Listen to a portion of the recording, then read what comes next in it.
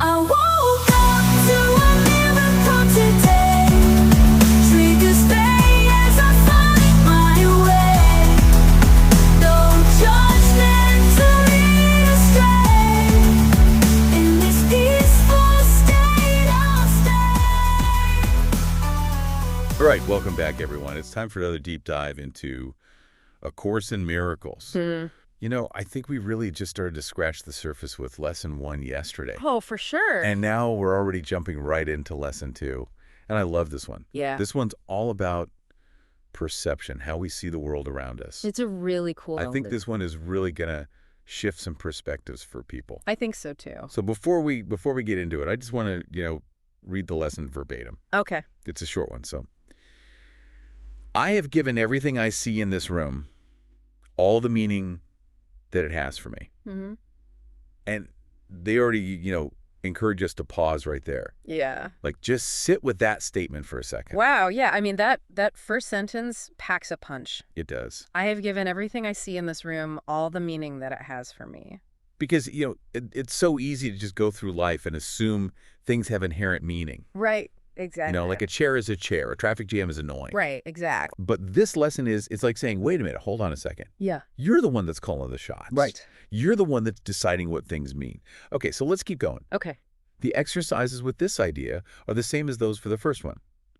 Begin with the things that are near you and apply the idea to whatever your glance rests on. Okay. Then increase the range outward. Turn your head so that you include whatever is to either side. If possible, turn around and apply the idea to what was behind you. Yeah. So we're building on what we did yesterday. It's that awareness Exactly. of choosing what to focus on. Right. But now we're applying it to literally everything we see. Yep. Okay, and it goes on.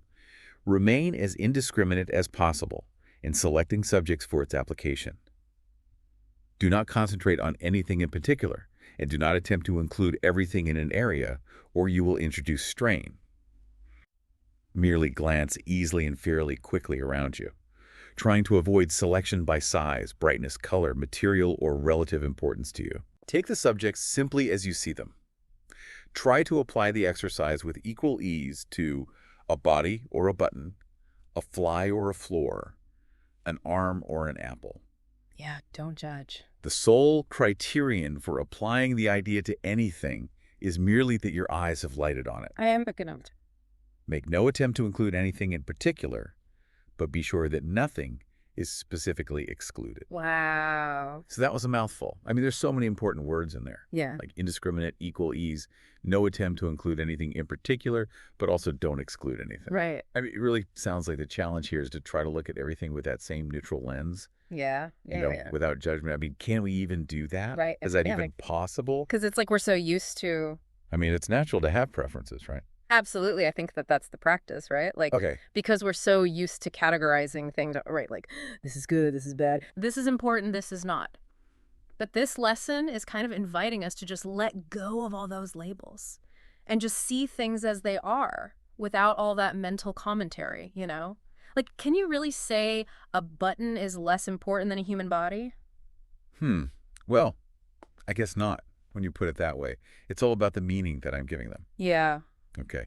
So I'm starting to get this, but like, how do we actually apply this in our everyday life? Well, think about it like this. Think about a time that you got really frustrated, like stuck in traffic. Oh, yeah. So instead of immediately going to, this is the worst, Oh, I do that. you just pause and you ask yourself, what meaning am I giving this situation? Yeah. Is it really the traffic that's making me upset, or is it my thoughts about being stuck in traffic? Oh, interesting. So instead of blaming the traffic, I could choose to see it as like an opportunity Right. to listen to a podcast. Exactly. Or, practice some deep breathing. Or call your mom or Yeah. whatever. Yeah, or whatever. Yeah. Exactly. And that's the power of this lesson. Because it's like, it gives you back control. Yeah. You're not at the mercy of your circumstances. Right. You can choose the meaning you give them. Yeah, And therefore, you can choose your experience. exactly. I like that. It's really sinking in. It's like I have way more power than I realize. I'm not just reacting to the world. I'm actually like co-creating it with the meaning I assign to things. Now you're getting it. Oh, wow. That's exactly it. And remember, it's a practice. Yeah. Yeah. I mean, It takes time and awareness to shift these deeply ingrained habits of perception. Of course. Yeah, of course. So we'll leave you with this thought. As you go about your day today, pay attention to where you're giving things meaning, both positive and negative, Right. and ask yourself, are those meanings serving you?